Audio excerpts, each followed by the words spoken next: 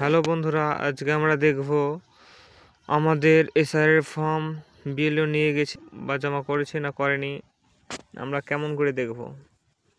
তার জন্য আপনাদের চলে যেতে হবে ভোটার অ্যাপ্লিকেশনে। এই ভোটার অ্যাপ্লিকেশনের নাম হচ্ছে আপনার ECINET। এই অ্যাপটা প্লে স্টোরে পেয়ে যাবেন, অ্যাভেলেবেল আছে। অ্যাপটাকে ডাউনলোড করে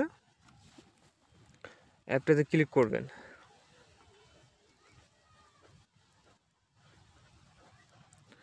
ক্লিক করে এরকম একটা আসবে, ওটাকে হটিয়ে দেবেন। হটানোর পর আপনাদের এই সামনে এইভাবে এরকম আসবে। তো আপনারা কি করবেন, ভোটার রেজিস্ট্রেশন ফর্ম লেখা আছে ওখানে ক্লিক করবেন। ওখানে ক্লিক করে ফিল ইনোমেরেশন ফর্ম অনলাইন লেখা আছে ওখানে ক্লিক করবেন। ক্লিক করে আপনাদের সামনে এইভাবে চলে আসবে।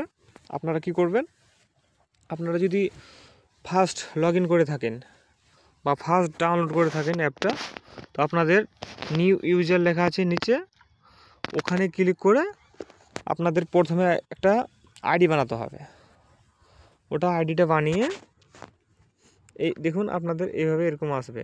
মোবাইল নাম্বার দেবেন, মোবাইল নাম্বার দিয়ে ওটিপি যাবে। ওটিপির পর যেগুলো ঘর আসবে, ঘরগুলোতে আপনারা যেটা যেটা চাইবে আপনারা ফিল আপ করে দেবেন, ব্যাক করে দেবেন। ব্যাক করার পর এইভাবে আসবে। তারপর আপনারা কি করবেন, এখানে মোবাইল নাম্বার দেবেন, যে মোবাইল নাম্বার দিয়ে আপনারা করলেন ইউজার আইডিটা বানালেন।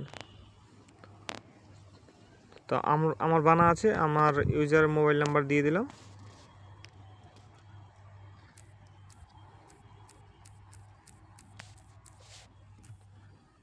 তারপর সেন্ড ওটিপিতে ক্লিক করলাম।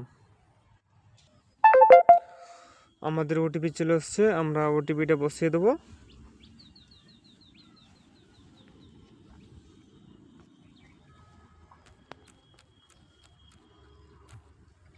তারপর লগ ইনে ক্লিক করব। আপনাদের লগ ইন সাকসেসফুল হয়ে যাবে। তারপর আপনাদের এই পপ সামনে এইভাবে চলে আসবে। তো আপনারা কি করবেন, ফিল ইনোমেরেশন ফর্ম অনলাইন ওখানে ক্লিক করে দেবেন।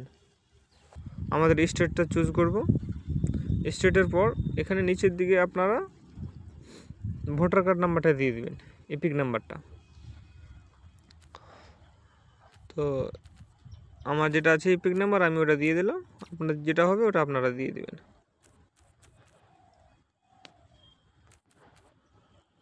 তারপর সাবমিটে ক্লিক করবেন।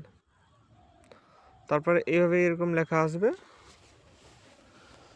এইভাবে লেখাটা আসলে বুঝে নেবেন আপনার ফর্ম জমা করে দিয়েছে বিএলও, আর জমা করতে হবে না বা দিতে হবে না ফর্ম।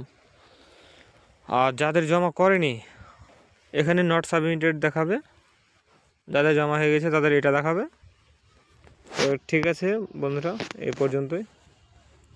ওকে।